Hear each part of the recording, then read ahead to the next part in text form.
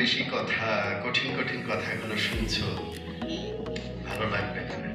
আরো বেশ কয়েকজন বক্তা আছে, এরপরে ফলাফলটা প্রকাশ, এবং এত বেশি পরামর্শ আমরা দিয়ে যাচ্ছি। আসলে এগুলো সবগুলো তোমরা জানো।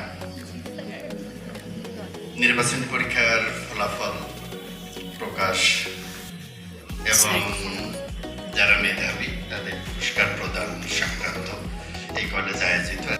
অবশ্যই তোমাদের কোনো জিজ্ঞাসা থাকলে, কোনো বিষয়ে জানতে চাওয়ার আগ্রহ থাকলে তোমরা যে শিক্ষকের শরণাপন্ন হও, তারা নিঃসন্দেহে তোমাদের ভালো গাইডলাইন দেবে, এটা আমি বিশ্বাস করি।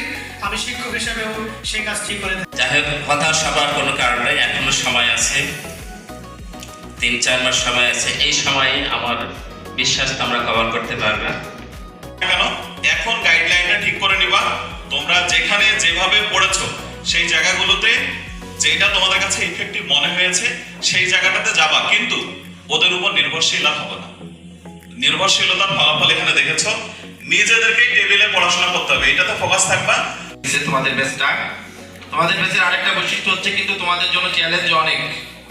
তোমাদের কিন্তু ফুল সিলেবাসে পরীক্ষা হবে, এটা মাথায় রাখতে হবে। তারপর শিক্ষা, তো এই চ্যালেঞ্জ তোমরা ওভারকাম। অনেক কথা হয়েছে, বাস্তবতা হচ্ছে তুমি যদি পরিশ্রম করো তাহলে তুমি ফল পাবে, আর যদি পরিশ্রম না করো তাহলে ফল পাবে। তো একটি কথাই বলবো, তোমার ভিতরে একটা ইচ্ছা শক্তি আছে, এটিকে জাগ্রত করো। সামনে ইনশাআল্লাহ আমরা তোমার জন্য অনেক বেটার কিছু দেখবো। সবার জন্য শুভকামনা। আসসালামু আলাইকুম। ঠিক আছে, তো সবার শুভকামনায় বাকি 3 মাস অবশ্যই কাজে লাগাবা। ধন্যবাদ।